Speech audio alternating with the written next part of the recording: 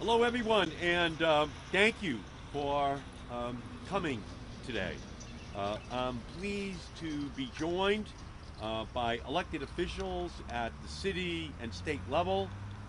Springfield City Council President Jesse Letterman, State Representative Brian Ash, as well as Springfield Councilor Tracy Whitfield, uh, and we're also joined by Senator Warren's staff here today, and Juanita Batchelor, who is the founder of Mothers Overlooked Reachout Empowerment, uh, and the mother of a gun violence victim, and John Rosenthal, founder of the nationally renowned Stop Handgun Violence, who has been a leader in Massachusetts and across our country in pointing to the need for much stronger gun safety legislation in our country. Today is National Gun Safety Awareness Day, and we are standing in the shadow of Smith Wesson, a company that manufactures, markets, sells, and profits from the semi-automatic assault weapons that kill Americans in alarming and horrifying numbers. You might have heard of Smith & Wesson before. That's because AR-15 style assault weapons made by Smith & Wesson were used in mass shootings in Parkland, Florida, in Aurora, Colorado, in San Bernardino, California, shootings that collectively killed 45 people. Semi-automatic weapons are weapons of mass destruction, designed for the battlefield. Yet Smith & Wesson and other manufacturers, including Savage Arms of Westfield and Car Arms of Worcester, continue to flood our streets with them. And the consequences are devastating, as we've witnessed most recently in Buffalo, New York, Uvalde, Texas, Tulsa, Oklahoma, where the shooters fired AR-15 style assault rifles and took another 35 lives. The death count is mounting. It is past time for action. On this National Gun Violence Awareness Day, Americans across our country are sadly, tragically, and constantly reminded of the toll that these weapons are taking on our communities. But we don't need the reminder, because it has never slipped out of our minds once over the past several weeks, as more and more mass shooters murder more and more Americans with these assault weapons in hand. We stand here today because our hearts are broken, and we grieve for the victims and for their families. Every day, more than 110 Americans are killed with guns, and more than 200 are shot and wounded. The gun homicide rate in the United States is 25 times higher than that of any other developed nation. No other nation in the world experiences this level of gun violence, and its effect extends far beyond the casualties. Gun violence shapes the lives of millions of Americans who witness it, know a victim, or live in fear of the next shooting. We have to say it loud. We have to say it clear. Enough is enough. Americans shouldn't have to live like this, and Americans shouldn't have to die like this. We must stop gun violence now. Congress has a moral responsibility to the victims of gun violence, to their families, to their friends, to their communities, to all of us, to pass gun safety legislation now. My colleagues, Chris Murphy, and others are negotiating right now. But Republicans have historically not been willing to actually effectively pass gun safety legislation. I hope that we can find some common ground for the sake of all Americans. But if Republicans refuse to take even a modest step towards ending these senseless deaths and are complacent with the status quo, then they are complicit in violence and suffering for these families around our country. We don't need another moment of silence from them. We don't need a token that is pointed in their direction about prayers and concerns.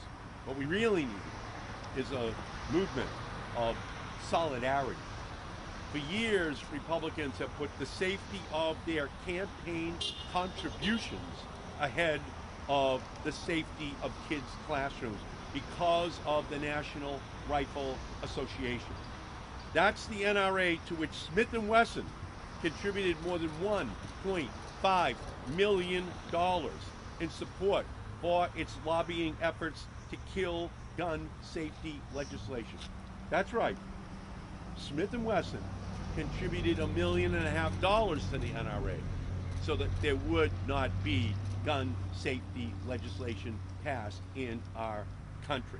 Smith Wesson also offers NRA members special pricing on its products, which is a very deadly discount. Gun manufacturers' support for the NRA, like Smith & Wesson's, has strengthened the NRA's vise-like control over the Republican Party in our country. While Republican members of Congress cower in fear of the NRA, children across our country cower in fear in their classrooms because of their fear of guns in schools. I say to my Republican colleagues, no more putting checks before children.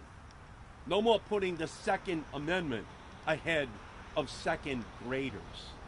Come to the table in good faith to negotiate and to pass gun safety legislation so that we can make NRA stand for not relevant anymore in American politics. A federal law on extreme risk protection orders, red flag laws, which takes guns out of the hands of those who are a danger to themselves or others. That would be a good start. That's something being negotiated right now. But the type of comprehensive gun safety legislation I would like to see has to go much further than that. It should include strengthening and expanding our system of background checks. We have to close the loopholes that allow sales at gun shows and online without a background check at all, or sales that can go through before a background check is complete. Background checks are overwhelmingly popular among the American people, among Republicans and Democrats alike, even among gun owners, with some polls showing upwards of 90% support. We should also reinstate the federal ban on assault weapons that Congress let expire in 2004. Studies show that an assault weapon ban could prevent 70% of mass shooting deaths. Massachusetts has an assault weapons ban that works, and there is legislation pending in the State House that goes further and would prohibit the manufacture of those weapons of war in our state. And I'm proud to be standing here to say that I support H 4303 up in the State House so that it passes, so that we don't allow for the manufacture of these guns here in our state. It's been introduced by Representatives Marjorie Decker and Frank Moran, State Senator Cynthia Crean. We should provide the support to get that legislation onto the governor's desk now. It only makes sense if you cannot sell or possess an assault weapon in Massachusetts, you shouldn't be able to manufacture an assault weapon here in Massachusetts and export death and destruction to other states from Massachusetts to the other states in our country. We know from our experience in Massachusetts that gun safety measures work. We have some of the nation's strongest gun safety laws that result in the second lowest rate of gun deaths in the United States. John Rosenthal, who is with us today, has been the leader in ensuring that Massachusetts is at the cutting edge on these issues. That's why I have introduced into the United States Senate legislation that captures all of the laws from Massachusetts and have introduced it as a single bill.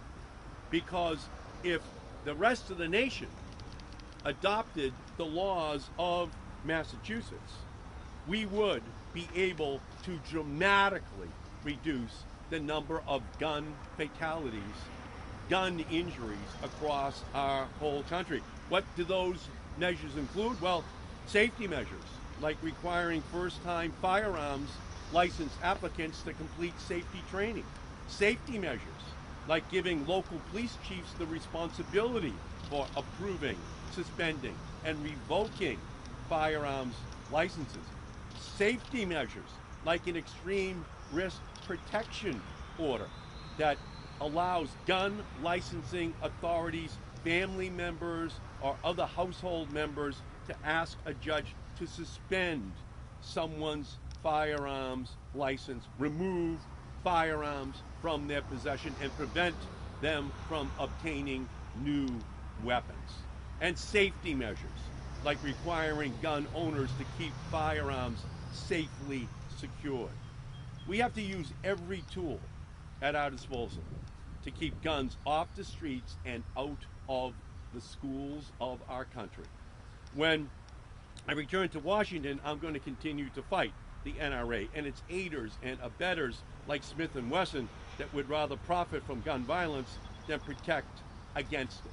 And while mental health has to be funded in our country, there are mental health issues in every other industrialized country in the world as well. But they do not have the epidemic of gun violence which we have in our country. We know that it is because there is access to guns, not access to mental health care, which is causing this pandemic of gun violence to spread all across our country.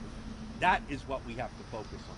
How do we keep guns out of the hands of those who should not have them? So that's why we're here today on this special day in order to commemorate the need to pay attention to this issue, and then simultaneously to ensure that we have the remedies that we put in place. So let me begin by introducing our own great leader from the state of Massachusetts, who has the national voice in advocating for gun safety measures from our own home state, John Rosenthal. Welcome, John.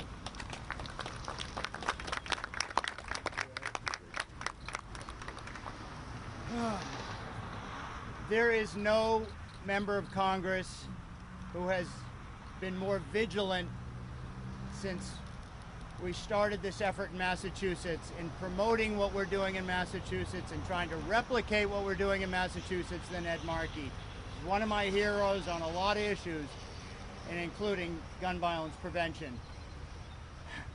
You know, we're here at Memorial Field. Smith & Wesson's in the background. The late Michael Kennedy and I, one of President Kennedy's nephews and Bobby Kennedy's son, built a billboard on the Mass Pike in 1994.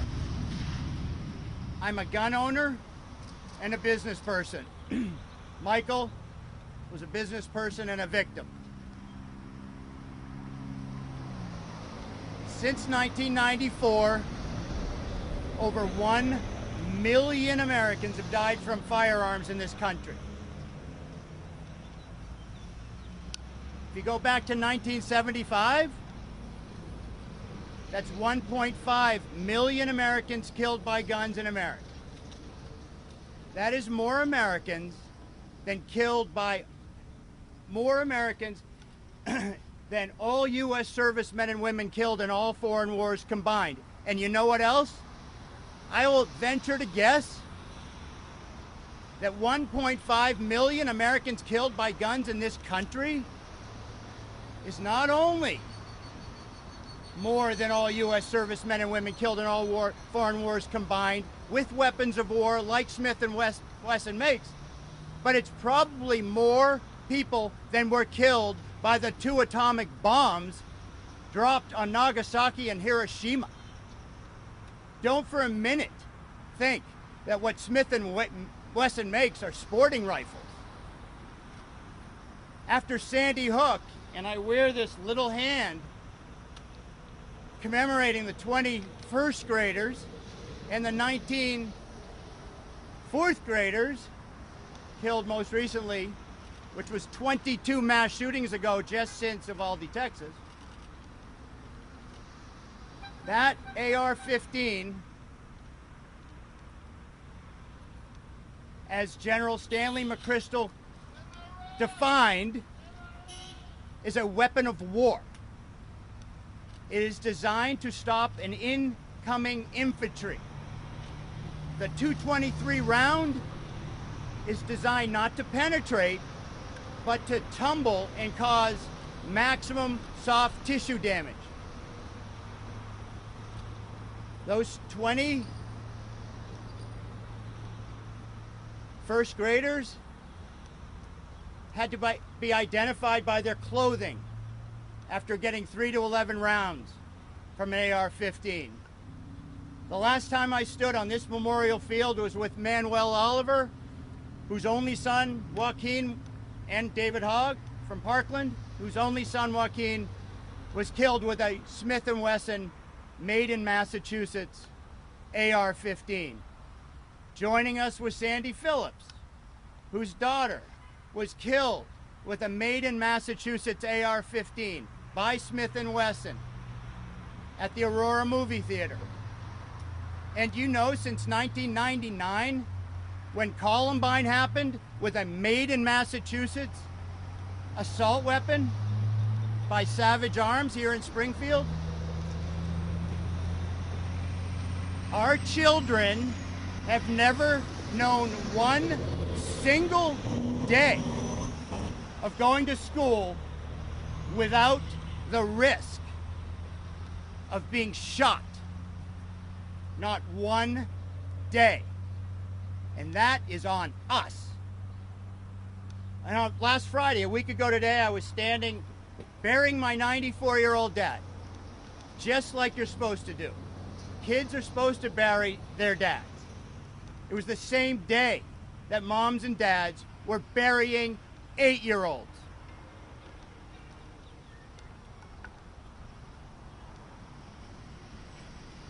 Burying a member of the greatest generation who served in World War II,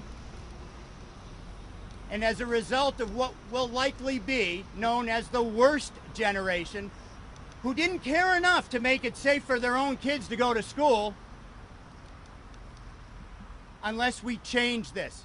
And I will tell you that since 1994, here in Massachusetts, we have treated guns like cars. They're both inherently dangerous products. You need safety training. You need safe storage. You need renewable licensing. And guess what? Just like you can't own a tank, you can't own a weapon of war, more of which are made by Smith & Wesson, that are illegal to be owned, that are illegal to be sold here in Massachusetts, and are creating carnage in every other state. If every state simply treated guns like cars, like Massachusetts, and had the same low gun death rate as Massachusetts, 27,000 lives would be saved a year. Think about that. Instead, today we'll bury 110 more. Since we have stood here, a kid has been shot. Every 30 minutes, a kid under 19 is shot in America. Every 3 hours, a kid dies. And since we built that billboard, the number of kids killed, you could fill Fenway Park 3 times over with kids under 19 killed by guns in America. And it is on the shameless, spineless Republicans in Congress. They require a hunting license everywhere in this country. And when you hunt deer, you're limited to, you need a license, and you're limited to 5 rounds. When you hunt duck, you're limited to 3 rounds to protect the duck and deer population. When you want to hunt elementary school kids in their classrooms, or the next 110 people that will die today, no license, no limit on the number of rounds. After every mass shooting, we hear it's mental illness. As Ed said, every country has mentally ill people. No other country arms them without background checks and detection by law enforcement. We always hear you can't do it because of the Second Amendment. Scalia was clear on the Second Amendment. You can't ban guns in the common use of the time of the founders, and he said, I don't mean assault weapons. They didn't exist. And then you hear gun laws won't work. You are in the gun violence capital of America here in Massachusetts because of our gun laws. And every single state with tough gun laws has low gun death rates. But it is not as a result of the new Smith Wesson. The old Smith Wesson in '94, who I met with, the president of Smith Wesson said, we made a smart gun. We made a child-proof gun in 1904. And I brought him to the White House, and he agreed to put money into smart gun technologies, like your automobiles. They were boycotted out of business, bought by a Wall Street investment firm called American Outdoor Brands, who makes money after every single mass shooting. And they can't be sued, even when they market directly to criminals. And I'm going to give you one example of how they can market, unlike any other business. Barrett is a Tennessee company, makes a .50 caliber assault rifle. They marketed that weapon as capable of taking down an aircraft, tell you where to put the round, and Osama bin Laden bought 12 of them when he was fighting the Soviets. The weapon used at Fort Hood military base, marketed as capable of penetrating 48 layers of soft body armor. Who wears soft body armor? Police and military. Assault weapons made by Smith Wesson are made for 2 purposes. Kill as many people as possible without reloading, and kill police who carry 13 to 17 rounds. We can change this. This is a choice, but it's about changing Congress and voting the spineless Republicans out of office. And thanks to Ed and our delegation and our leaders in Massachusetts, we have proven that gun laws work. We are the model for the nation, and it must be replicated. Thank you.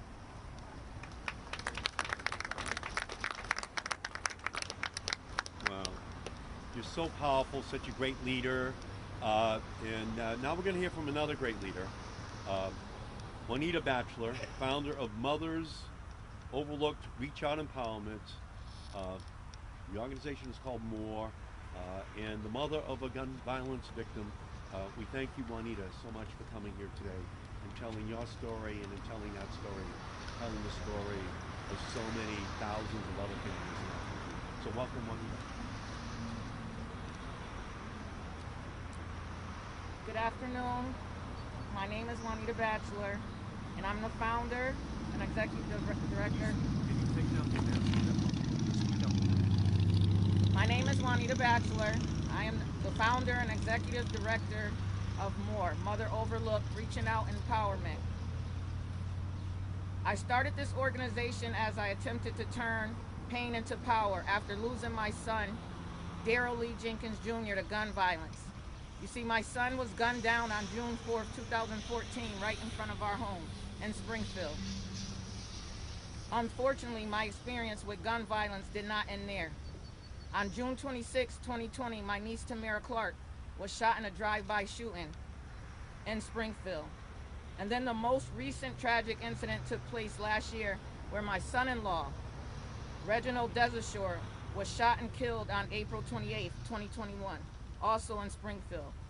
I want you to know that I deeply understand the pain of the families in Texas and Buffalo, New York. And my heart goes out to each and every one of those families. I truly feel their pain. Seriously, can you imagine your child being here 1 minute and gone the next due to senseless act of gun violence? This is much work to make a dent in gun violence. Surely federal, state, and local legislators' efforts would help, but the guns will still be out here. Did you know that there are 120 guns per 100 people in the United States? That is more than any other country by far. We must all come together and demand policymakers, from city councilors to state leaders to federal government, start putting money into black and brown communities like here in Springfield. We know that this kind of violence does not occur at this rate in other communities where individual families have their basic needs met, and where the equality housing, healthcare, after-school program for youth, quality schools, and opportunities for meaningful employment exists. We watch over and over as leaders neglect to fund our neighborhoods. This is not rocket science. We can and must do this. I want to close with making the larger connections here as well. And these connections are often not made as we point fingers at individuals as lone wolves operating all by themselves. Let's be crystal clear. The U.S. exports more military weapons to other nations than any other country in the world. We have also militarized our police, and they specifically enact violence on black and brown communities. We all must understand that violence from the state is central in this equation. Thank you all for listening, and I hope we can make some positive changes as soon as possible. We owe this to our children.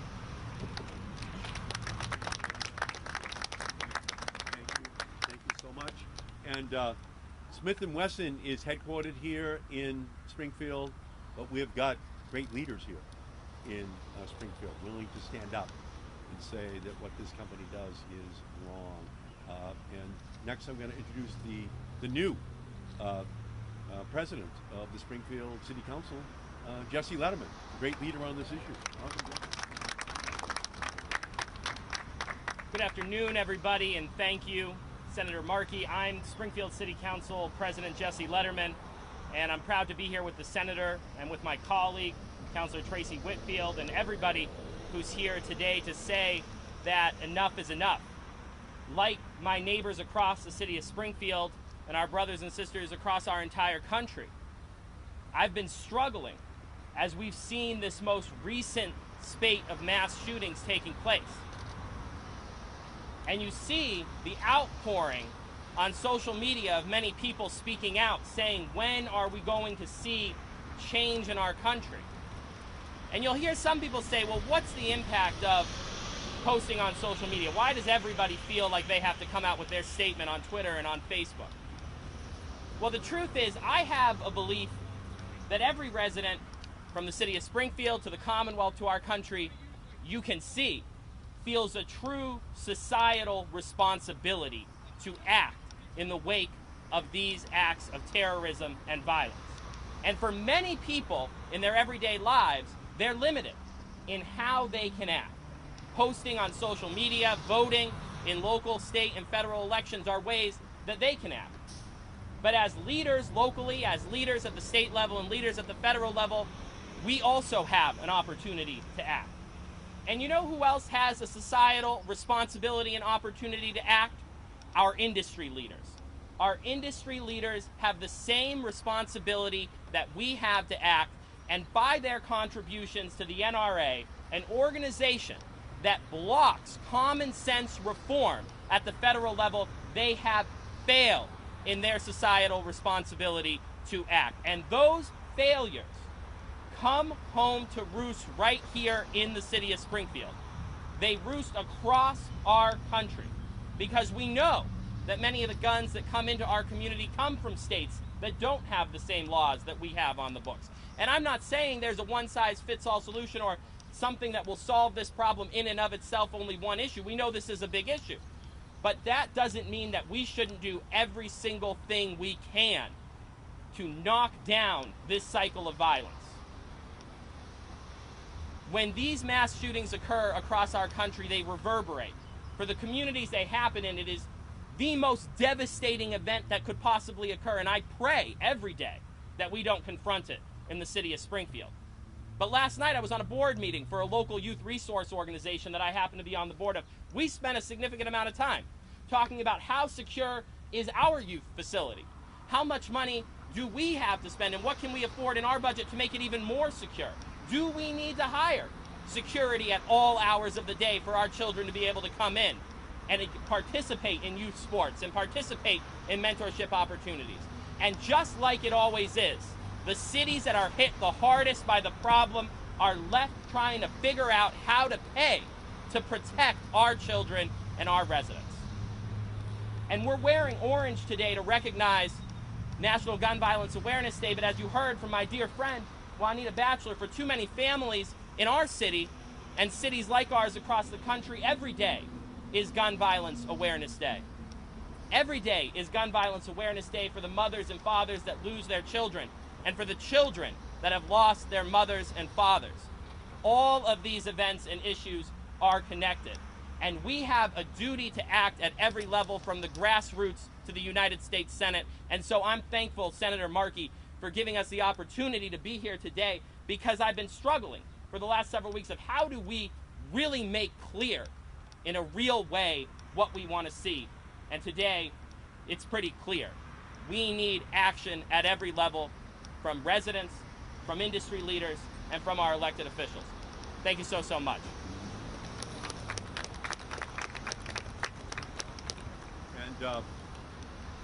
And we need leadership up in the State House, and we have that. We have that in our great State Representative, Brian Ash, who is our voice up there fighting to make sure that we continue to pass the strongest laws in our country. Let me present to you Representative Brian Ash. Thank you, Senator Markey. Good afternoon. And normally I'd say I'm glad to be here, but I'm not. I'm sad to be here. It's a shame that collectively we're still working on something like this. And if anybody thinks that Senator Markey's being reactive, it's not at all. He's being proactive. Senator's been working on gun violence issues for a long time. And I have the honor of serving on Joint Committee for Public Safety and Homeland Security. And about 8-10 years ago, we passed some common sense gun law reforms. And going into it, I appreciated our chair at the time, Hank Naughton. We didn't do it reactionary. We didn't try to rush anything. We took over a year and went across the state doing open forums so everybody could have their say. We had one at Stick. There was almost 500 people there, many of them from Smith and Wesson, because we wanted to hear from everybody. It wasn't a one-sided debate. We wanted to hear from people that had concerns on both sides. And at the end of it, I believe what we did is made legislation that makes people's lives safer.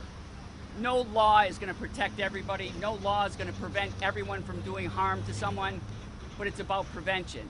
And for those who think it's an impingement on their civil rights or on their Second Amendment right, I'm more concerned about the rights of parents sending their children to school, the children going in there feeling safe. And when you look around, we change things. We adapt as a society. We look at our speed limits on the highway. They've changed because they know speed kills, so they brought them down to a safer thing. Does it correct everything? No, but it prevents more accidents. When you go on an airplane, the cockpits weren't locked before. Now they're secured. Why? Because we learned from our mistakes. Why haven't we learned from our mistakes here in the country? Again, I applaud all of our speakers here. I applaud you for coming out and for covering this. This isn't about taking away anybody's rights. Should be a good thing for lawful gun owners. This should be something they'd be proud of to get behind, because this doesn't take away their rights. It doesn't give them the ability to own a firearm, whether it's for hunting or whether it's for personal protection. But on the same hand, one of the things we did here in Massachusetts, which I think helps a lot, is having the local police chiefs involved. So when somebody's going for a license, they meet with their local police chief. Especially in a smaller town, they're going to know who these people are. They're going to know who should or shouldn't have a firearm in their possession. And it's because of things like this, as was mentioned, that Massachusetts has one of the lowest rates of violence from guns in the country. So I'm proud to be here with my friends, with my colleagues, and I thank you. Thanks, Ryan. And next we're going to hear from another local leader here, City Councilor Tracy Whitfield. Welcome, Tracy. Thank you. I don't have a long speech or prepared remarks. I was invited at the last hour, but I think that it's fitting that Senator Markey is here in the city of Springfield to talk about stricter gun laws. I want to offer my condolences to the families in Texas and Buffalo and Sandy Hook, but we don't have to go far to talk about gun violence. We can talk about gun violence right here in the city of Springfield. Weekly, there is a death in the city of Springfield of my friends' children. Weekly, I get phone calls on how can we help, what can we do to prevent the senseless loss of lives of young men and women that's probably mainly under their 30s in the city of Springfield. So if Smith Wesson can give $1.5 million to the NRA, then Smith Wesson, that's located right here in the city of Springfield, along with the Springfield Mayor's Office, can give funding to support efforts that are solutions to eliminate gun violence right here in the city of Springfield. You don't have to donate to the NRA. We need it right here. We have a problem with equitable housing. We have a problem with equitable job opportunities. We have food insecurities in the city of Springfield. Providing funding can offer solutions to those problems that we can solve right here in the city of Springfield to reduce the gun violence right here. Of course we need stricter gun laws nationally and locally. Of course we need that. But we need support. While Massachusetts have low deaths, Springfield is probably the second or third highest city with gun violent deaths in the state of Massachusetts. And one of the manufacturers, one of the largest manufacturers, is housed right across the street. So I ask that Smith & Wesson, Savage Arms, local elected officials support eliminating gun violence in the city of Springfield. Support solving the homicides like Juanita Batchelor's son in the city of Springfield. Let's put more effort toward doing the things that are right. Let's put more pressure on elected officials from the Republican Party that disagree with that. Let's come together and do what we can to resolve and eliminate gun violence right here in the city of Springfield. Thank you very much. Thank you so much. So Tracy is right. All of our speakers are right. The Republican Party is a wholly owned subsidiary of the National Rifle Association. They have been for a generation.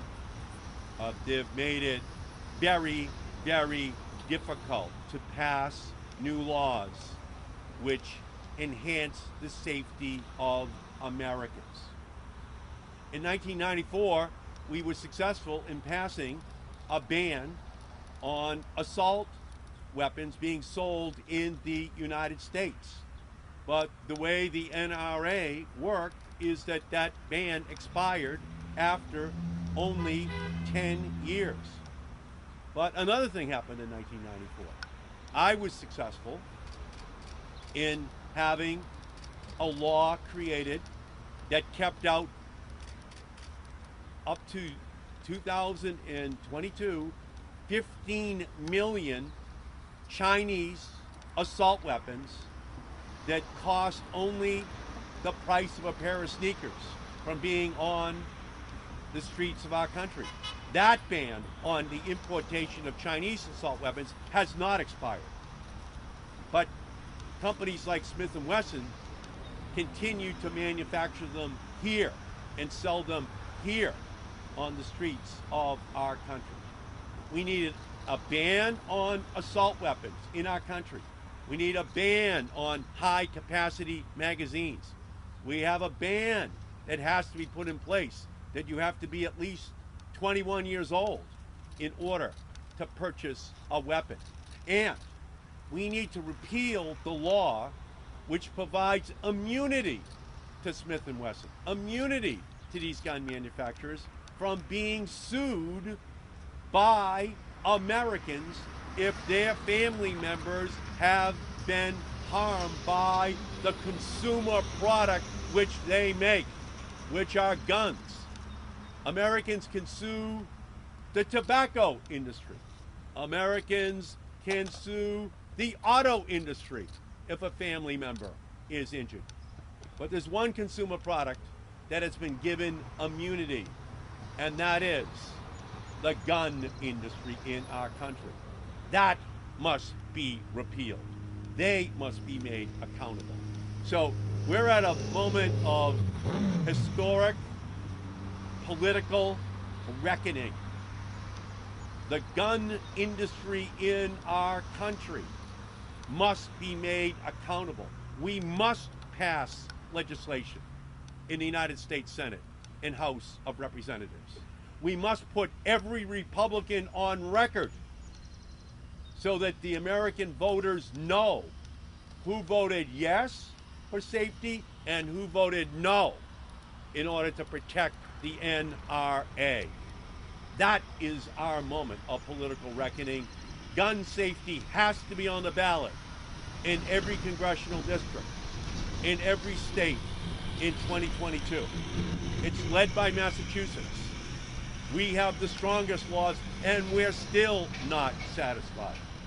And as John said, if the rest of the country adopted our laws, we could cut gun safety, gun fatalities, gun injuries in half, because we know they work while still not denying anyone the right to buy a gun. What's our key provision? If you want to buy a gun in Massachusetts, you have to go into the police chief in Springfield or any one of the other 351 cities and towns and be interviewed to see whether or not you qualify. That's a red flag. Those are the people who know you best, the police in your community, because they don't want to have to arrive at a home at 2 a.m. in the morning where there is trouble when they knew that they could have prevented that individual from having a gun. So this is an alignment of citizens and police to ensure that we have the protections against the wrong people having guns in our society. So we thank all of you for coming here today. This is a matter of urgent, historic necessity. Otherwise, we are going to see a continuation day after day, week after week, of this carnage on the streets of our country, which is avoidable. So let me stop there and answer any questions which you may have about anything. Question? Yes, sir.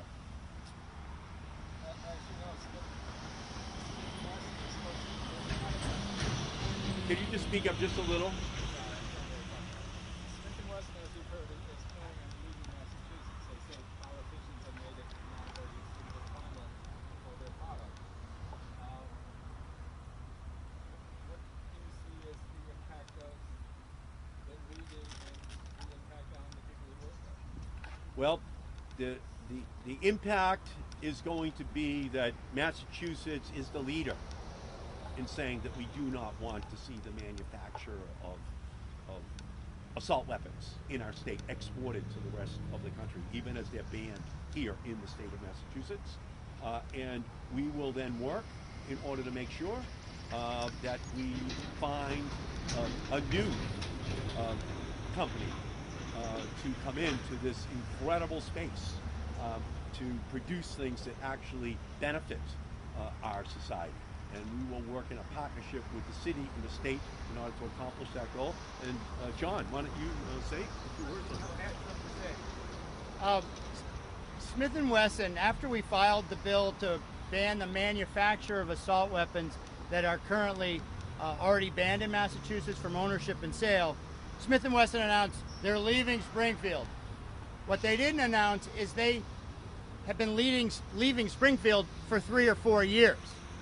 And then what they also didn't say is there are 2,000 people working here and only 500 are moving to Tennessee. And they have been moving to Tennessee for 3 to 4 years because of the cost of living in Tennessee, the wages are lower in Tennessee, and they're lying. And by the way, the 500 people who they said would be leaving, other local manufacturing businesses right around here asked them to come for a job interview because they need them here if they don't want to leave.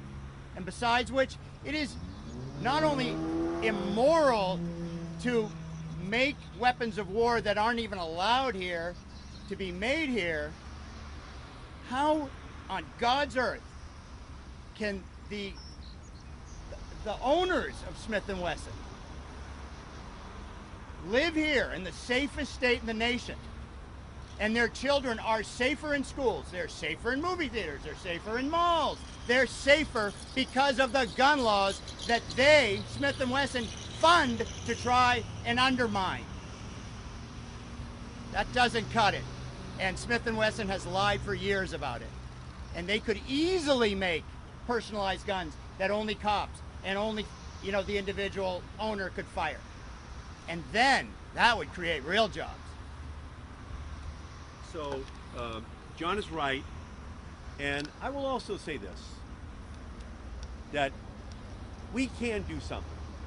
After an entire generation, I was successful in adding $50 million to the federal budget over the last 2 years so that the Centers for Disease Control can do the study of the causes of gun violence in our society, why we are so different from the rest of the world.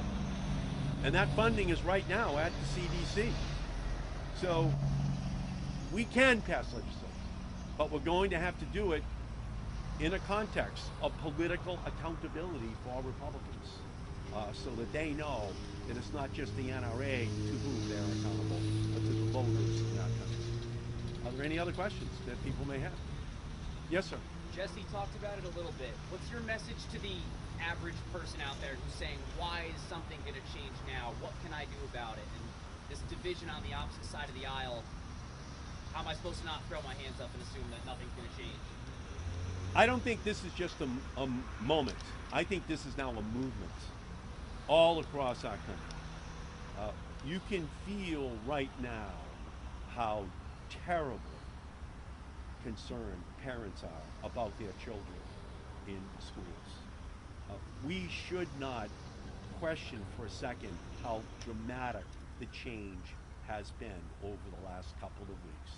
Yes, the Republican Party is going to try to rope-a-dope this issue, hope that after the last funeral of the last child has been completed, that somehow or other this will die down and go away. It's not going to happen this time. There's something profound which has changed in our country. And I think that the politics of America in 2022 are largely going to revolve around whether or not politicians vote for or against gun safety in our country. That moment has turned into a movement, and that movement is going to demand accountability on election day this year. Questions from anybody? Yes, ma'am. Can I have some clarification on your proposal? Can you just move a step or two closer? Just some clarification on gun manufacturers not being legally responsible for their product. What about Remington? Now, you accepted this $17 million that was coming in February of this year. Can you just give some clarification? Yeah, and I will ask John if he would get up here on that as well. Yeah, a brilliant lawyer found a way to circumvent the almost ironclad prohibition on the sale of weapons that ultimately result in the deaths of innocent people in our country. But that cannot be relied upon in general to provide the full panoply of protections which the American people are going to be demanding. It just can't be the exception, which is the law in our country. There has to be a rule that makes it possible for people to be able to sue. So I'd ask John to come over and. It was a Bushmaster AR-15 made in Maine that killed the first graders at Sandy Hook. All that happened was there was a settlement in that case against Remington. Remington, by the way, is owned by Cerberus Capital Management.